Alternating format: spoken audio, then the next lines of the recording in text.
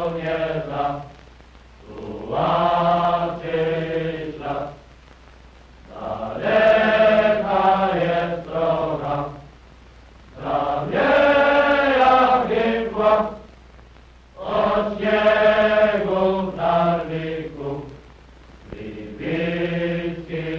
Of all the Allied men-at-arms, to whose marching feet this blitzed and battered London has become attuned, none has aroused more quiet admiration and respect than this small, smart detachment of officers and men of Poland in exile, the nature of whose mission has been sealed from the public by strict security.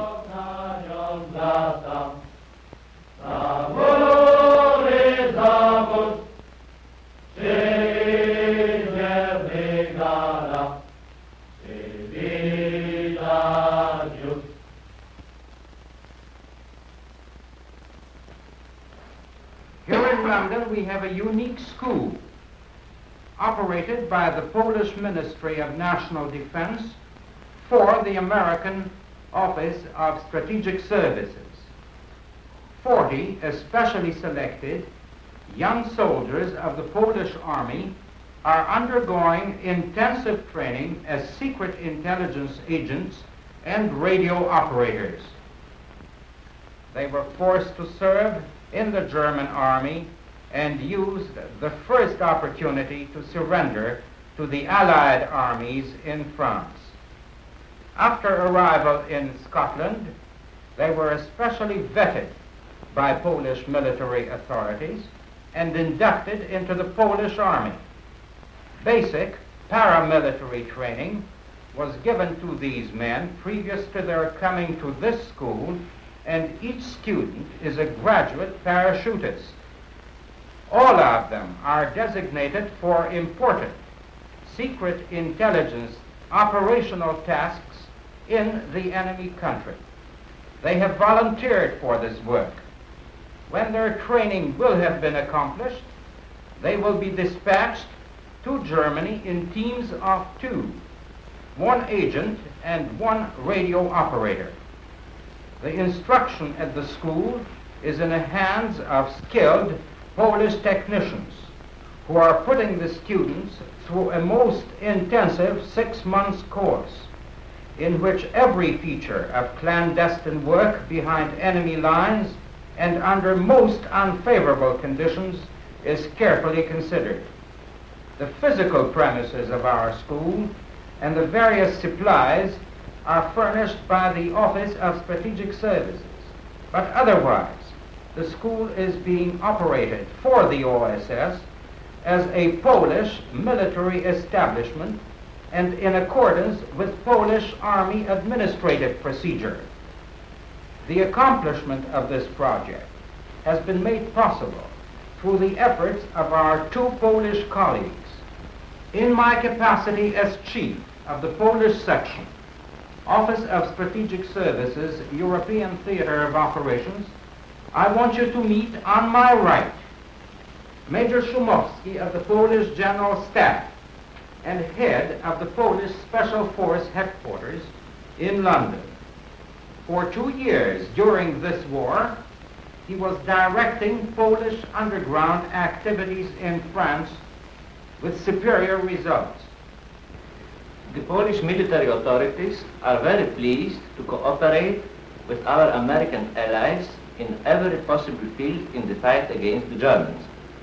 In this case, we offer a rather valuable asset, that is a fairly good knowledge of Germany by the Poles in general and by this group of volunteers in particular. As I know, this is well understood by the OSS and full cooperation has been established. Seated at my left is Major Szymanowski, for many years a prominent officer of the Polish Military Intelligence Service. In Poland, he was deputy chief of their great intelligence school. I know well our common enemy. I was educated under the German. I was also forced to serve in the German army in the last war. And later, I have had the opportunity to study the German while serving in Polish intelligence. Therefore, I know that in the German we have an enemy who is strong, resistant, methodically through, and possessed of force of decision. Now, gentlemen, let's go through the school itself. The instruction periods, which include classes lasting until 2,200 hours, are conducted in an atmosphere of snap and precision, with military discipline predominating. It is a natural accompaniment for this class in wireless telegraphy, in which the student must be so well versed that he can eventually talk in code and cipher as well as he can speak his native tongue. For these students are preparing to work in enemy country in teams of 2, and it is upon the radio operator that the supremely important task of maintaining constant communication will devolve.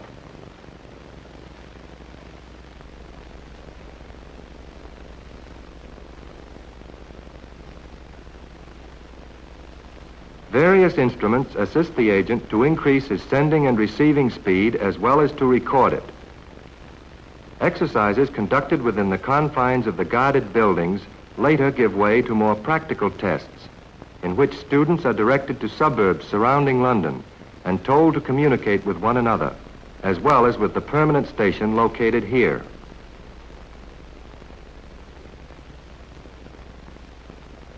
Each agent is given assignment sheets on which are listed his transmitting post. Circuits are set up and arranged so that he may communicate with his given partner.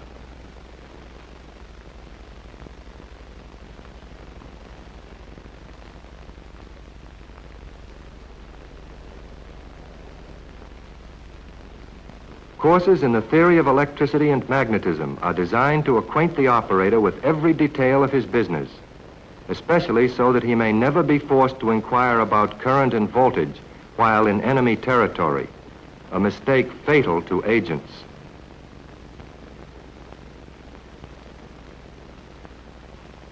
Valuable precision instruments supplied by the OSS provide the student with a sound foundation in the mysteries and intricacies of volts and amperes. Likewise, the student is thoroughly familiarized with the construction, breakdown, and repair of wireless sets, and the improvisations which can be made if necessary with only field expedients. Involved study of enemy circuit wiring is also included in the curriculum. Adeptness with all types of tools is one of the marks of a self-sufficient operative. Because documents, papers, and often vehicles are often found under lock and key, special attention is applied to the methods of key making and lock picking. A good agent needs to be, must be, a skilled burglar.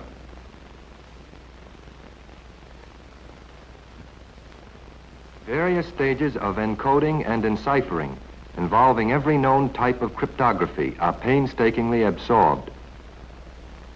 Age-old and current brain-teasing codes are studied and discussed in the daily preparation of the cadet for his dangerous task ahead.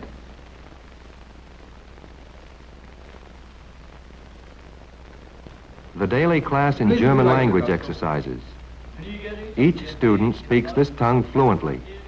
However, constant attention is given to the changing dialects in certain locales and drilling in the pronunciation of technical terminology.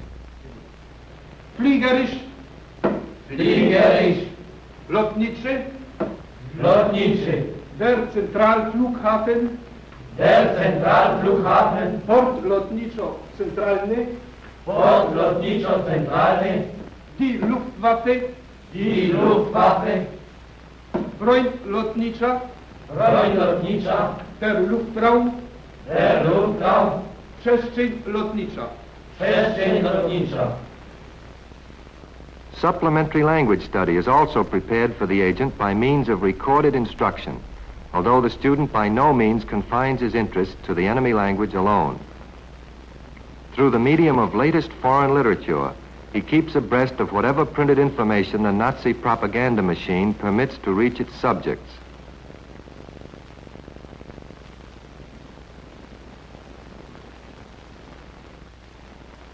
Current news is of vital importance, so that the agent's conversation in enemy territory is consistent with his cover story. The latest refinements in the ancient art of secret and invisible writing are taught, with special attention given to the use of personally manufactured inks and reagents. In the use of this weapon of the underground, simplicity and security are partners. The fewer tools the operator must carry, the greater are his chances of escaping detection and of gaining success.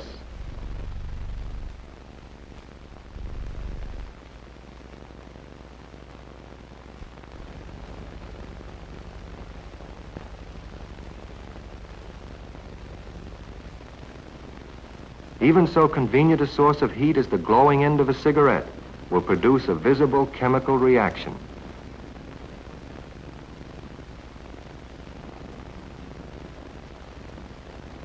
The ruthless tactics of gutter fighting as measures of self-defense are taught by Polish-speaking American NCOs.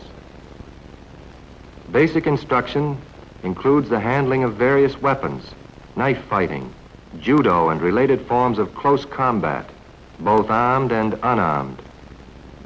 Courses in swimming and the operation of all types of vehicles are taught as a supplementary means of attack or escape.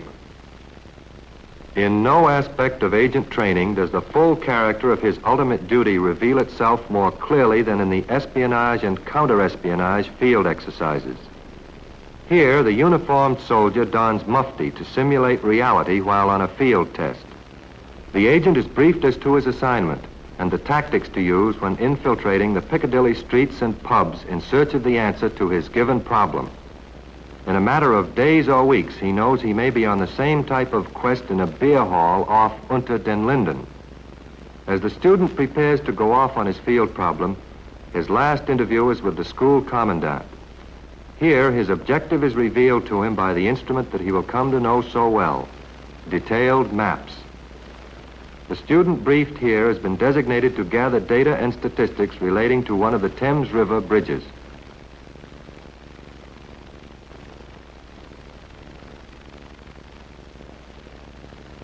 Exposed to the environment of a crowded metropolis, it becomes clear to the student that his rigid training program, based on the experiences of numerous veterans from the undergrounds of Europe, is of far greater value than he has ever imagined. He must remain cool and calm, commit the details of his objective to memory. A telltale sketching pad would be an open invitation to arrest. Once the details and pertinent information is firmly fixed in his mind, he must leave the scene as nonchalantly as he arrived and seek seclusion. Shelter as simple as a public lavatory is recommended.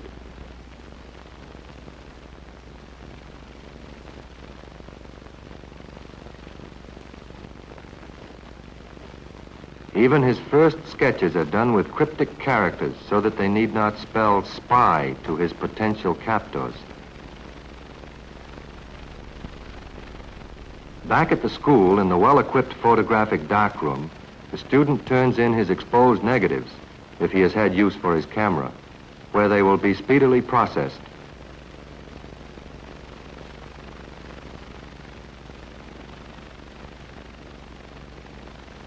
Final step in the field exercise is the appraisal of his sketches and photographs by the commandant and instructors. Careful attention is given to each detail and his mistakes are made clear to him. Then he is sent out again and again until his work is flawless.